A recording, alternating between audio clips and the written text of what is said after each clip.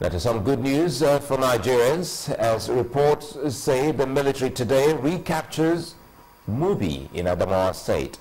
In a military mission called Operation Clear Mubi, members of the terrorist group Boko Haram were dislodged after an intense air raid and army mop-up of operations in the area.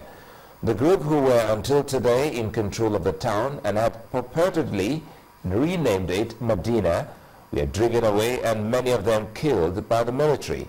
A top military officer was quoted as saying that the terrorists who escaped from the attacks have disappeared into neighboring countries. The Nigerian military appeals to the citizens to be courageous and identify terrorists and their hideouts as soon as they are discovered. Now, the Federal High Court, Abuja, has invited the Minister of Justice and Attorney General of the Federation, Mr. Mohammed Adoke, to address it on the legality of Section 27 of the Terrorism Prevention Act. The law allows for prolonged detention of a suspect against Section 35(4) of the Constitution, which stipulates that the suspect must be arraigned within 2 months of detention. The invitation of the court is a fallout of arguments between the alleged mastermind of the Nyanya bomb blast, Mr. Aminu Oguche, and the Department of State Services on the legality or otherwise of Section 27 of the Terrorism Prevention Act. The Department of State Services argues that it has not breached the Constitution, having obtained an order of the court to detain Mr. Oguche pending the conclusion of its investigation. Mr. Oguche, on his part, asked the court to declare his detention in line with the Terrorism Prevention Act as null and void because it contravenes the Constitution. The Attorney General is expected to appear before the court on December the 18th.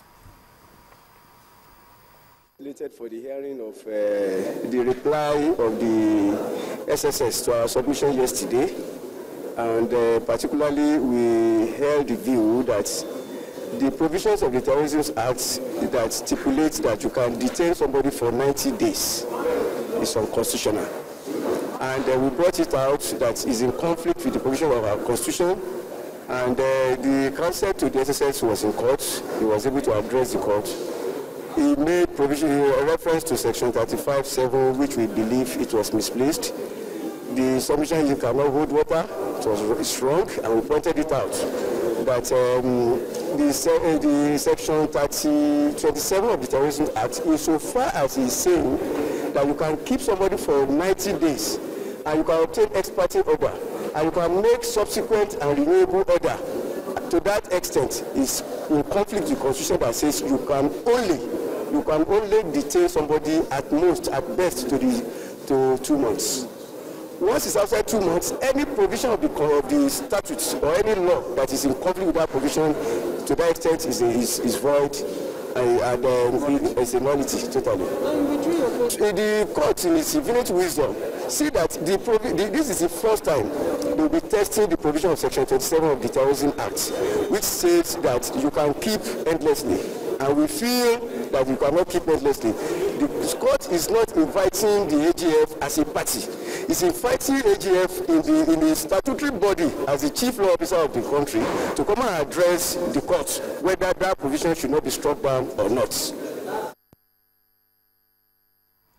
Well, as that argument continues on what is to be on the Terrorism Act, some of the Nigerian military officers who have contributed to the fight have been rewarded, and while those of the Nigerian Air Force have been challenged to bring their wealth of experience to bear more on the fight. Chief of Defense Staff, Air Chief Marshal Alex Bade, threw his challenge at the decoration of 16 senior officers promoted to the rank of Air Vice Marshal.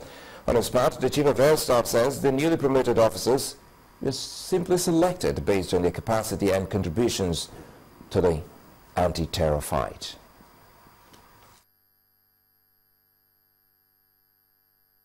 To the newly promoted Air Vice Marshals, I urge you all to bring your experience and professionalism to bear on the ongoing fight against insurgency by providing useful advice to higher authority to ensure that the insecurity is brought to an end. Permit me to remind you all that we are in another campaign season as the 2015 general election scheduled to hold in February next year, draws nearer. I therefore call on you, and indeed all members of the armed forces to remain apolitical during the forthcoming elections. Avoid any form of partisanship or acts that are inimical to the corporate existence of a democratic, united Nigeria. Due consideration was given to capability. Most of the people you see today elevated happens to be the commanders of the various units engaged in the fight against insurgency. Our net assessment is that they have done well. They have given a very good account of themselves and their units. They have used the platform the way we expect them to use the platform. So all we need to do is to duly recognize this contribution and duly elevate them. We don't have the funds to give them. As a military man, what we expect is the elevation. That is what is required to boost the morale of the officers and the men so that the fighting force can fight effectively as a one entity built to fight in a coordinated manner.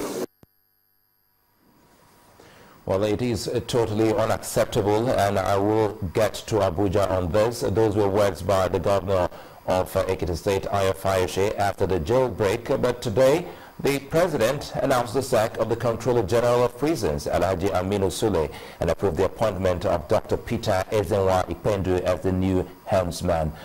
The reason given for the sack of Alhaji Sule was the jailbreak in some parts of the country. The latest of such incidents occurred last Sunday, where 435 inmates were freed by gunmen at Ado-Ekiti prison in Ekiti State. A statement from the presidency says the appointment is with immediate effect.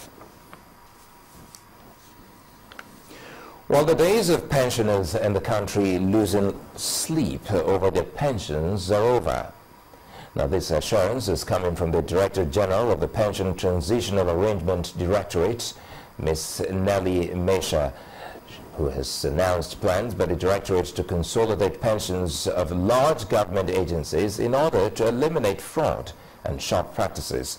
She was speaking in Abuja at a meeting with the Director General of the Independent Corrupt Practices Commission, Mr. Ekpo Nta, who promised that any scam in pension administration will be swiftly investigated and offenders prosecuted.